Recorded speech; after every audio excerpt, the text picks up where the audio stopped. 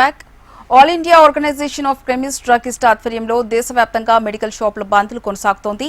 కాకినాడ జిల్లా వ్యాప్తంగా వందలాది మెడికల్ షాపులు స్వచ్ఛందంగా మూసివేసి బంద్ కు సంపూర్ణ మద్దతు తెలియజేశారు. ప్రధానంగా మెడికల్ షాపుల బంద్ కు ముఖ్య కారణం ఆన్లైన్ మెడికల్ అమ్మకాలు నిషేధించాలని, అలాగే నకిలీ ప్రిస్క్రిప్షన్లపై కఠిన చర్యలు తీసుకోవాలని మెడికల్ షాపుల యజమానులు డిమాండ్ చేస్తున్నారు.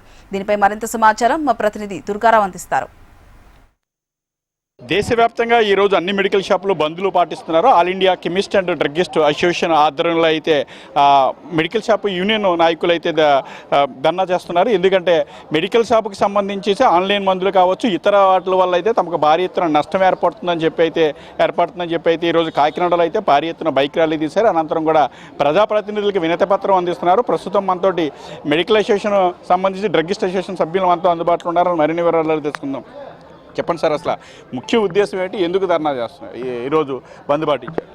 ఆల్ ఇండియా మెడికల్ అసోసియేషన్ తరఫు నుంచి పిలుపు మేరకు దేశవ్యాప్తంగా 12,40,000 మంది ఈరోజు షాపులు కట్టేసి మేము నిరసన తెలియజేస్తున్నామండి. అలాగే డార్క్ ప్లేసుల్లో పెట్టి ఆన్లైన్ ద్వారా మెడిసిన్స్ విక్రయిస్తున్నారు. సో స్టోరేజ్ ఏ కండిషన్లో ఉంటుందో ఏంటో తెలియట్లేదండి. ఏఐ ద్వారా ప్రిస్క్రిప్షన్లు సృష్టించి నార్కోటిక్ డ్రగ్స్ అవ్వచ్చు, ఏదైనా అవ్వచ్చు, ఒక ఫార్మసిస్ట్ లేకుండా కొరియర్ బాయ్ ద్వారా ప్రజలకు నేరుగా అందుతుందండి. దానివల్ల ప్రజలందరికీ చాలా ఈజీ అవుతుందండి. ఆన్లైన్లో వచ్చిన మెడిసిన్స్ని గుర్తు పెట్టుకుని మనం మెడికల్ అసోసియేషన్లో అమ్ముతున్నారని ఒక నేరం ఇదైతే చేస్తున్నారండి. ఇదైతే కరెక్ట్ కాదు. డార్క్ ప్లేస్ నుంచి వచ్చి మెడిసిన్స్ అరికట్టాలని మేము అసోసియేషన్ తరఫు నుంచి కోరుతున్నాము.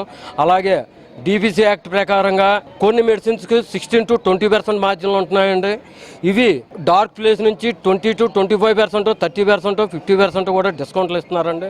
అంటే ఈ స్పూరియస్ డ్రగ్స్ అవ్వచ్చు, లేకపోతే ఎక్కడైనా దొంగతనం చేసి డ్రగ్స్ అన్నా అయ్యి ఉండొచ్చు. ఏ మార్గాన్ని వస్తున్నాయి అనేది ఇది కేంద్ర ప్రభుత్వం తమ దృష్టికి మేము మీ మీడియా ద్వారా తీసుకువెళ్తున్నామండి.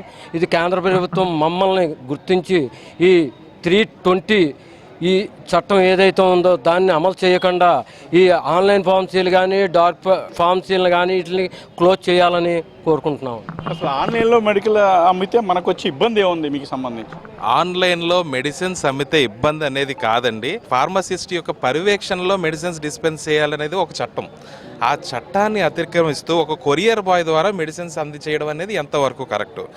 ఇంకొకటి GSR 220E 817E అనేది కోవిడ్ టైంలో పబ్లిక్ యొక్క కామెంట్స్ కోసం పార్లమెంట్లో ఒక బిల్లు పెట్టడం జరిగింది. అది బిల్లు పాస్ చేయలే.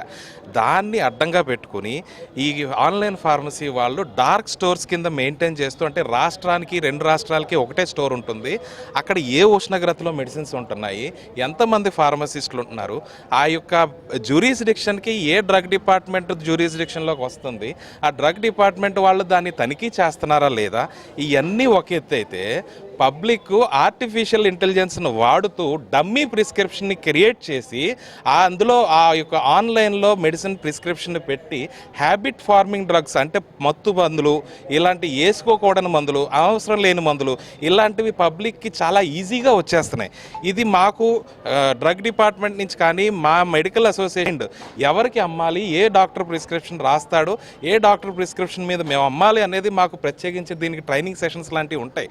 అక్కడ ఏముండవు, ఒక కొరియర్ బాయ్ ద్వారా బయటకు వెళ్తున్నాయి. అందుకని ఈ యొక్క ప్రక్రియని, ఇది యాక్చువల్గా చట్టంలో కూడా లేదు. ఆ బిల్లు ఏంటి, ఎందుకు పబ్లిక్ యొక్క కామెంట్స్ కోసమే బిల్లు అక్కడ మన పార్లమెంట్లో పెట్టడం జరిగింది తప్ప బిల్లు అఫీషియల్గా పాస్ చేయలేదు.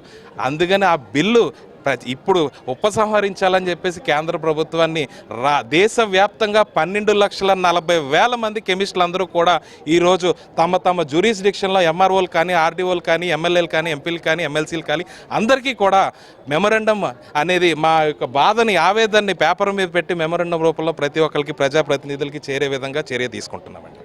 చూడొచ్చు, ఆన్లైన్ విధానం ద్వారా అయితే ప్రజలకు మరింత నష్టం అవుతుందని చెప్తున్నారు. అలాగే ఏ ఆర్టిఫిషియల్ ఇంటెలిజెన్స్ వాడి వాటి ద్వారా ఇచ్చే ప్రిస్క్రిప్షన్ ద్వారా అయితే దాని ద్వారా డ్రగ్స్, మత్తు పదార్థాలు ఇతరవి కూడా వాడే అవకాశం ఉందని చెప్తున్నారు. ఇది ఫ్యూచర్లో మరింత ప్రజలకి, యువతకి కూడా మంచి ఇబ్బంది కలిగే అవకాశం ఉందని చెప్తున్నారు. మా డిమాండ్లు పరిష్కరించకపోతే ఉద్యమాన్ని మరింత ఉధృతం చేస్తామని చెప్తున్నారు. కాకినాడలో ఉన్న దాదాపు ప్రజలు ప్రయోజనాలు చేస్తాం కేవలం 1-2-3 షాపులు మాత్రమే తెరిచి ఉంచామని చెప్తున్నారు.